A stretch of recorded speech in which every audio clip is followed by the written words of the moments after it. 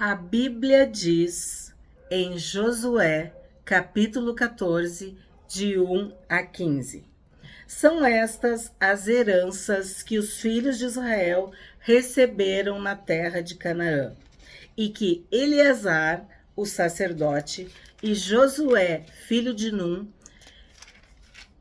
e os chefes das famílias das tribos dos filhos de Israel repartiram entre eles. A distribuição da herança foi feita por sorteio, como o Senhor havia ordenado por meio de Moisés, a respeito das 9,5 tribos. Então, aqui aparecem dois personagens muito importantes, que é Eleazar, o sacerdote, e Josué, que é o sucessor de Moisés. Tem vídeo no canal sobre Josué, para tu entender toda a vida, o chamado, tudo que Josué fez e cumpriu.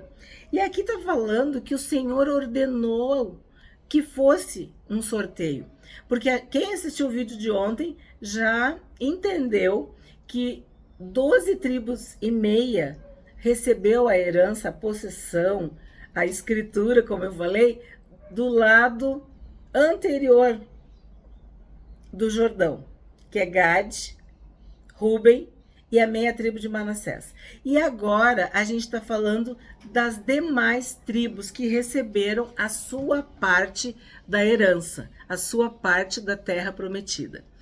Tanto Moisés quanto Josué foram levantados por Deus para liderar o povo de Israel em suas batalhas pela terra prometida. Mas a parte de Moisés ficou antes e a parte de Josué ficou depois. Eu expliquei isso no vídeo de ontem. Então essas batalhas, elas foram lideradas tanto por Moisés quanto por Josué. Mas quem estava sempre garantindo a vitória era o próprio Deus. Então as vitórias que Moisés teve e que Josué teve só aconteceram porque o próprio Deus estava com eles. Porque o Rei dos Reis e o Senhor dos Senhores venceu. Então aqui a gente vê que Deus fez tudo o que era para ser feito, cumpriu cada uma das promessas e Josué foi fiel, foi zeloso, foi obediente a todas as instruções. E uma das instruções era que tinha que ser por sorteio. Ou não sei se na tua Bíblia como é que tá, por sortes, né? Então vamos ler o 3. Porque as 2,5 tribos Moisés já tinha dado herança do outro lado do Jordão. Isso eu acabei de explicar. Mas aos levitas não tinha dado herança entre os seus irmãos. É muito importante falar sobre isso.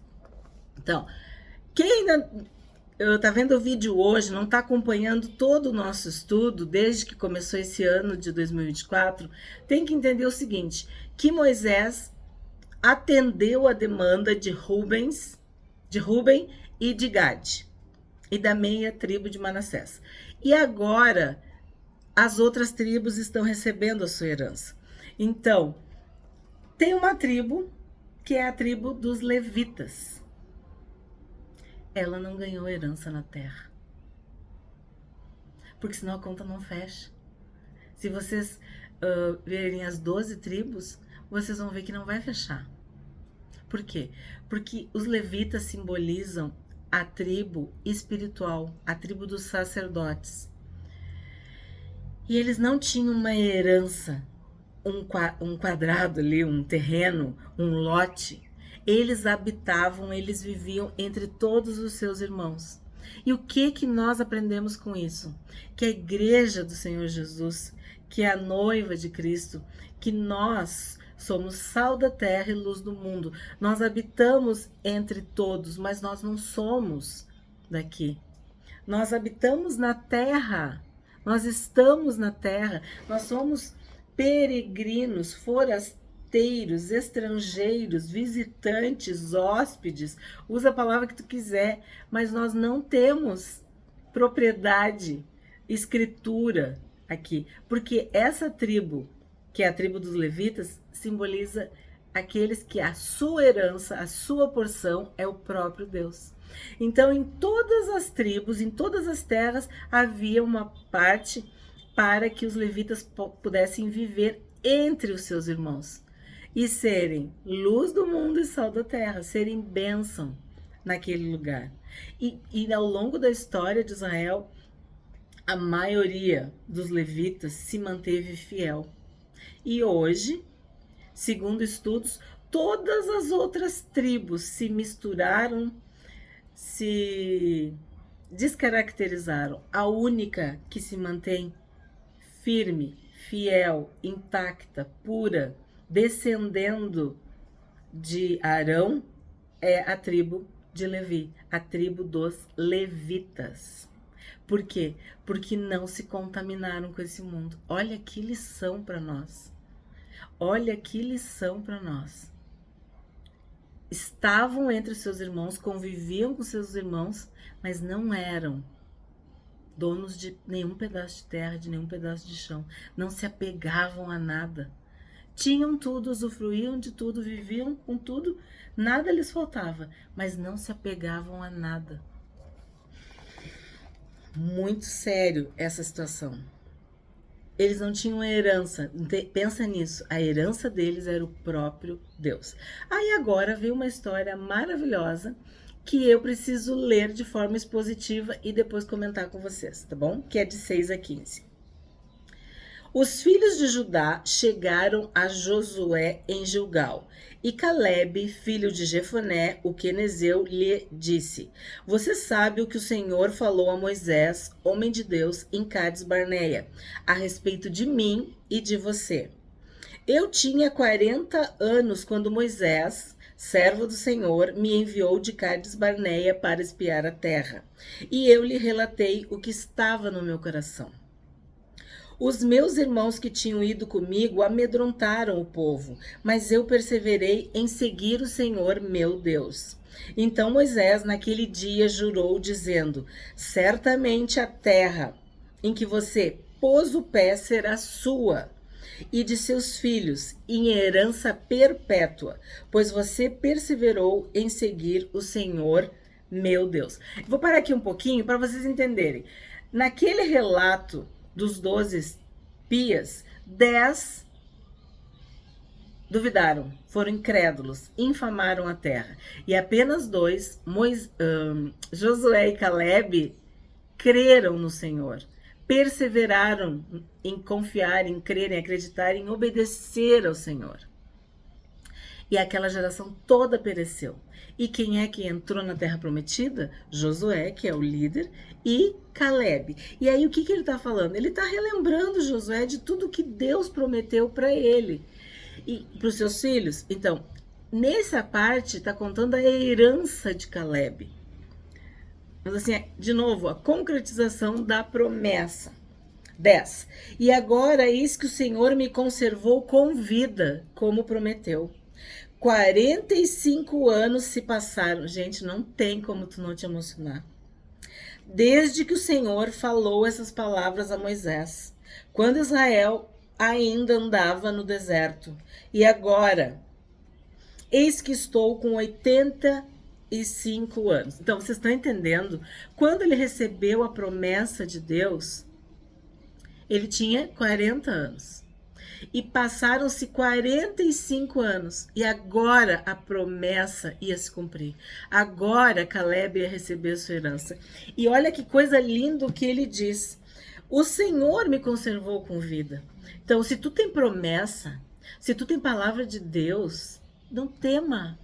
Deus vai conservar a tua vida, a tua saúde física, mental, espiritual, emocional, para que tu possa usufruir da promessa. Ele esperou 45 anos. E aí eu te pergunto, quanto tempo tu tá esperando que a tua promessa se cumpra? Tu já tá desanimando? Ou tu ainda tá firme, perseverando? E ele diz, eis que agora estou com 85 anos. Estou tão forte hoje como no dia em que Moisés me enviou. A força que eu tinha naquele dia, eu ainda tenho agora. tanto para combater na guerra como para fazer o que for necessário. Vou parar aqui também. Quantos de nós que ainda estamos perseverando, aguardando a promessa, aguardando a vinda do Senhor Jesus, e vimos e temos visto os que ficaram pelo caminho, os que caíram, os que duvidaram, os que se desviaram, os que deram meia volta, os que olharam para trás, os que abandonaram a fé? Quantos pereceram? No caso dele, de Caleb, de Josué, foi uma geração inteira, milhares e milhares. E nós, se olharmos para a nossa vida, nós vamos identificar isso também. Nós vamos identificar pessoas que ficaram pelo caminho, que não suportaram as bênçãos e nem as provações, que não suportaram as tentações do mundo, que sucumbiram às suas vontades. Caleb ficou firme 45 anos. Aí o que ele pede? Dê-me agora este monte de que o Senhor falou naquele dia, pois naquele dia você ouviu que lá estavam os anaquins, morando em cidades grandes e fortificadas. Se o Senhor Deus estiver comigo, poderei expulsá-los como ele mesmo prometeu. Quem está acompanhando sabe que anaquins são povos considerados gigantes. E esses povos, esse povo específico, os anaquins, eu dei uma pesquisada neles, eles eram gigantes que diziam que o nome quer dizer pescoço comprido. Então, eram homens, eram pessoas que metiam medo só pela sua aparência. Então, isso nos dá também uma lição de que às vezes nós temos medo de coisas que são externas, situações que são naturalmente angustiantes, vamos dizer assim. Mas Deus não se importa com a aparência, Ele não vê como o homem vê. Que Deus tiver que fazer, o que Ele for fazer, Ele vai fazer com grande, com pequeno, com moço, com velho, com homem, com mulher. Ele age em todos, em tudo. Ele é Senhor. E Caleb, mais uma vez, professou a sua fé em Deus. Se o Senhor estiver comigo, poderei expulsá-los. É o que fica para nós também hoje. Se o Senhor estiver conosco neste dia, o que tiver para fazer, nós vamos conseguir fazer. Basta cada dia o seu mal. O que importa não é o que nós temos para fazer, o que nós temos para vencer, mas é quem está conosco, quem é que nos sustenta, que nos fortalece, que nos dá saúde e vida para a gente poder experimentar, usufruir das promessas de Deus. Aí Josué, no 13, Josué o abençoou e deu a cidade de Hebrom a Caleb, filho de Jefoné, para ser a herança dele.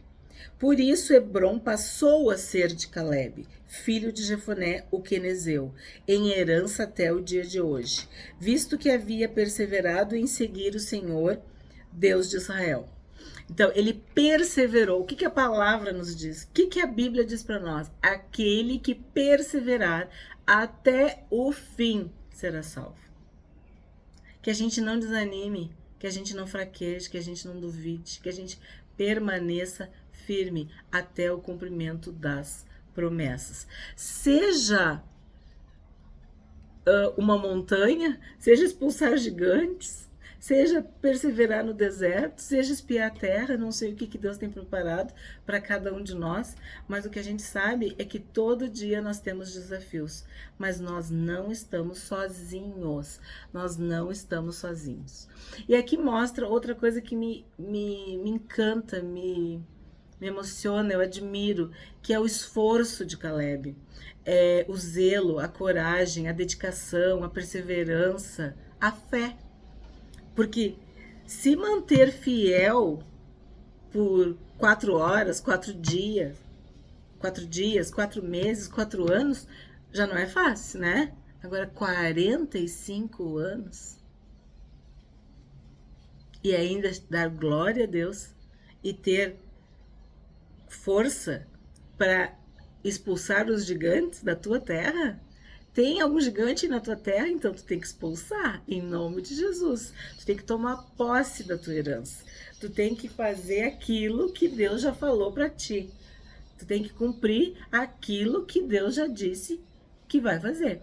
Então, a gente tem que lembrar disso, ó, que todo dia a gente tem que negar a nós mesmos.